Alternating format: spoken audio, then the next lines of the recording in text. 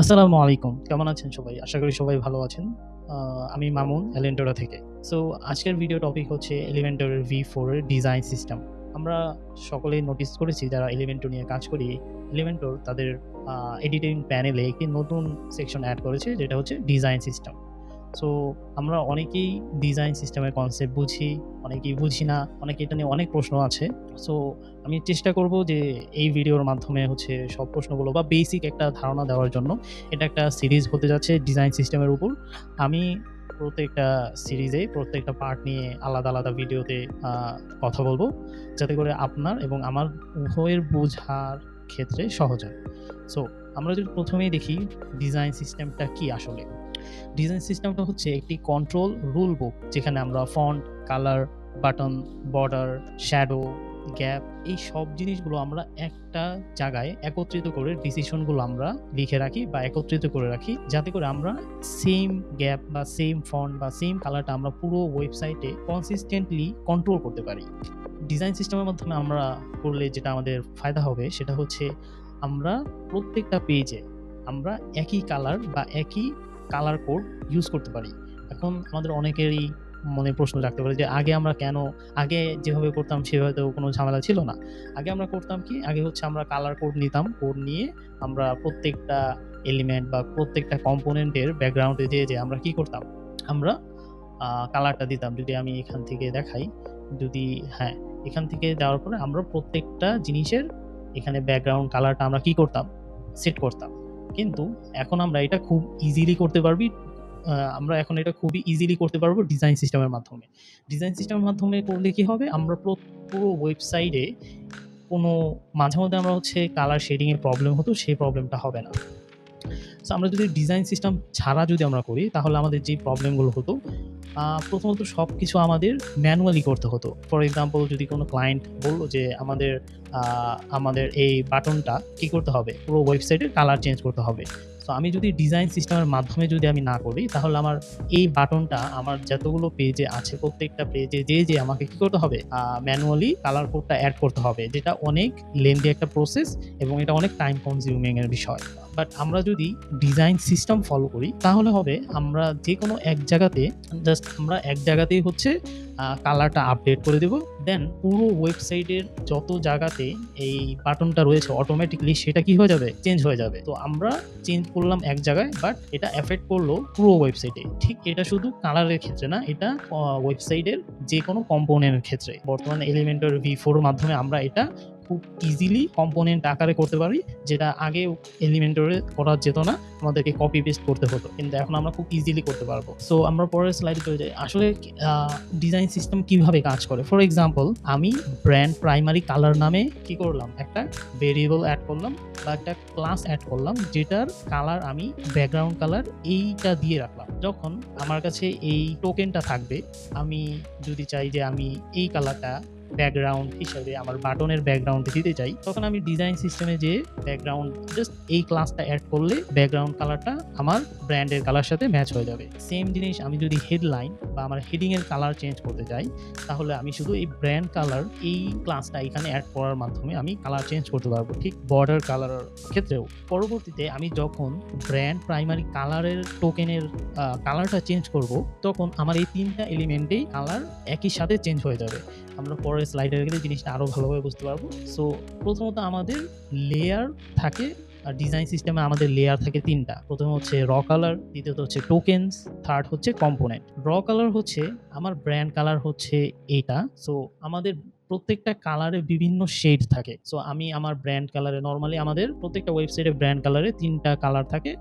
Exact brand colour, secondary and light version. So আমি হচ্ছে green 200 টা আমার ব্র্যান্ড প্রাইমারি হিসেবে আমি কি করছি? ব্যবহার করছি। তো ১ম এ আমাদের করতে হবে যে আমাদের যে ব্র্যান্ডের যে শেডগুলো আছে সেই শেডগুলো আমাদের অ্যাজ এ ভেরিয়েবল হিসেবে এড করতে হবে। দেন আমরা সেটাকে ব্র্যান্ড প্রাইমারি হিসাবে তৈরি করব অ্যাজ এ টোকেন। টোকেন মানে এটা হচ্ছে আমি আমার এই কালারের একটা নাম দিলাম। ঠিক আছে? দেন আমি কম্পোনেন্টের যেকোনো জায়গায় আমি যখন এই ব্র্যান্ড প্রাইমারি এই টোকেনটা এড করব, যেহেতু আমার ব্র্যান্ড প্রাইমারি এটার ব্যাকগ্রাউন্ড কালার বা এটার কালার সেট করে দিয়েছি আমি গ্রিন 200, সো আমি যেখানে এটা অ্যাড করব সেখানেই এটার কালার এরকম হয়ে যাবে, ব্র্যান্ডের কালার হয়ে যাবে। আমরা যদি টোকেন চেনে দেখি তাহলে আমরা জিনিসটা আরো ভালোভাবে বুঝতে পারবো। যেমন আগে যখন আমরা একটা ওয়েবসাইট এলিমেন্টরি তৈরি করতাম তখন হচ্ছে আমরা বাটনের উইজেট অথবা যে কোনো বাটনের ব্যাকগ্রাউন্ড কালারে যে আমরা কালার কোডটা অ্যাড করতাম অথবা আমরা গ্লোবালি অ্যাড করতাম। এখন V4 এ আমরা কি করতে পারবো, আমরা হচ্ছে এই কালার কোডটাকে প্রথমে আমরা গ্রিন 200 হিসেবে সেভ করবো, অ্যাজ এ ভ্যারিয়েবল সেভ করবো। দেন আমরা একটা ক্লাস তৈরি করব, যে ক্লাসটার নাম হবে ব্র্যান্ড প্রাইমারি। দেন এই ব্র্যান্ড প্রাইমারির ভিতরে আমি আমার এই ভেরিয়েবলটাকে কল করে দিব। ফর এক্সাম্পল আমি আমার ক্লাস নেম রাখলাম ব্র্যান্ড প্রাইমারি। সো যখনই আমি ব্র্যান্ড প্রাইমারির সাথে গ্রিন 200 কে লিঙ্ক করে দিব এবং গ্রিন 200 এর কালার যখনই আমি চেঞ্জ করব আমার ব্র্যান্ড প্রাইমারির কালারও চেঞ্জ হয়ে যাবে। দেন আমি এই ব্র্যান্ড প্রাইমারি যে কোনো এলিমেন্টে ইউজ করার মাধ্যমে আমি কি করতে পারি, আমি কালার অ্যাড করতে পারি। আমি এটা হচ্ছে লাইভ আমি এলিমেন্টরি করে দেখাবো আপনাদের একটু পরে, তখনই আপনাদের আরো বেশি ক্লিয়ার হয়ে যাবেন। সো আগে এখন প্রশ্ন থাকতে পারে যে ডিজাইন সিস্টেম কি আগে ছিল না?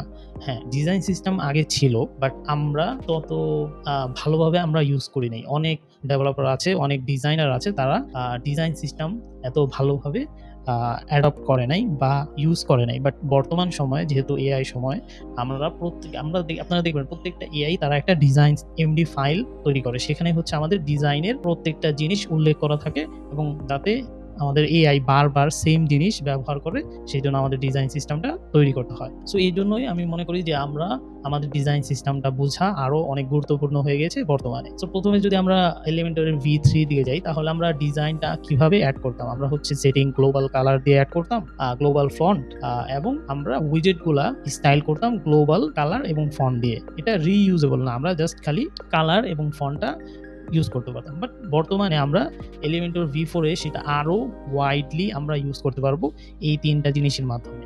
এলিমেন্টরে আমাদের নতুন তিনটা জিনিস অ্যাড হয়েছে।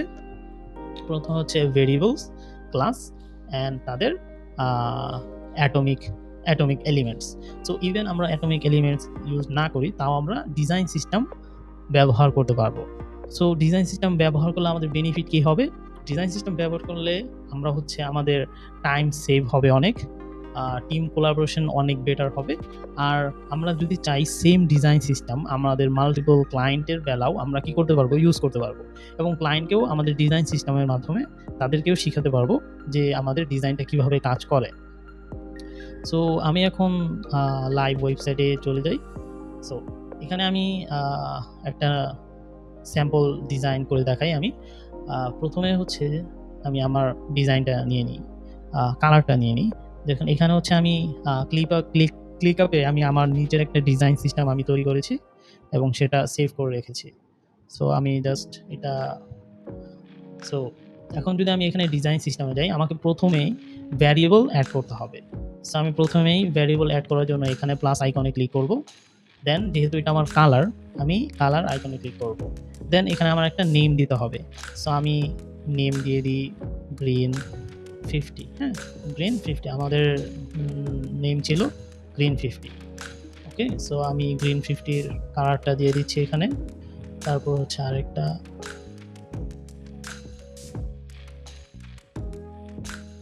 সো আমাদের তিনটা ভেরিয়েবল অ্যাড করা হয়ে গেছে। এখন আমি এটাকে সেভ করলাম, সেভ করার পরে সেভ করলাম, ঠিক আছে। এখন আমি হচ্ছে একটা কি নিলাম, একটা ফ্লেক্স বক্স ডিভ নিলাম। এখানে আমি দিলাম হচ্ছে busy brand. So busy brand হচ্ছে আমার কাস্টম ক্লাস। আমি এখন এই বিজি ব্র্যান্ডের জন্য আমি যখন এখানে আরেকটা জিনিস খেয়াল করবেন, যখন আমি আমাদের ক্লাস নেম সিলেক্ট করছি, যেমন ধরেন বিজি ব্র্যান্ড আমি সিলেক্ট করলাম, এখন আমি এইখানে যেই কাজগুলো করব আমার এই ক্লাসের আন্ডারে এটা সেভ হয়ে থাকবে। ফর এক্সাম্পল আমি এখন যদি যাই হচ্ছে ব্যাকগ্রাউন্ড এখান থেকে গেলে এই যে দেখছেন একটা ভ্যারিয়েবলের আইকন চলে এসেছে। আমি এখানে ক্লিক করলে এখানে দেখেন আমরা যে ভ্যারিয়েবলগুলো সেভ করেছিলাম সেই ভ্যারিয়েবলগুলো এখানে দেখাচ্ছে। তো অ্যাজ এ আমি বিজি ব্র্যান্ডের আমি আমার গ্রিন 200টা আমি অ্যাড করতে চাচ্ছি। দেন আমি এইখানে আরও 3টা বক্স নিলাম, যেগুলোকে আমি কার্ড হিসাবে কি করব, ইউজ করব। সো আমি এখন হচ্ছে ক্লাস দিলাম কার্ড বিজি, হ্যাঁ? অথবা কার্ড বিজি। আমি কার্ড বিজিতে কি করলাম, ব্যাকগ্রাউন্ডে গেলাম, ভেরিয়েবলস, এখান থেকে আমি এটা সিলেক্ট করলাম। সো এখন আমার কার্ডের কি হয়ে গেল, এই কালার হয়ে গেল। এখন আমি পরবর্তী যদি এইখানেও সেম কালারটা অ্যাপ্লাই করতে চাই, তাহলে এখানে দেখেন আমি যখনই এখানে ক্লিক করলাম আমার অলরেডি দুটো ক্লাস দেখাচ্ছে। তো আমি এখান থেকে যদি এটা সিলেক্ট করি তাহলে এই বক্সটারও কালার সেম হয়ে যাবে। সো আমি এখন যখনই এই ক্লাসের কোনো কিছু চেঞ্জ করব, এই ২ টা বক্সের কালার অটোমেটিক চেঞ্জ হয়ে যাবে। ফর এক্সাম্পল আমি ধরেন আমি এটা ক্যানসেল করে দিলাম। আমি এটাকে রেড করলাম। দেখেন ২ টা বক্সের কালার একই সাথে কি হচ্ছে? চেঞ্জ হচ্ছে।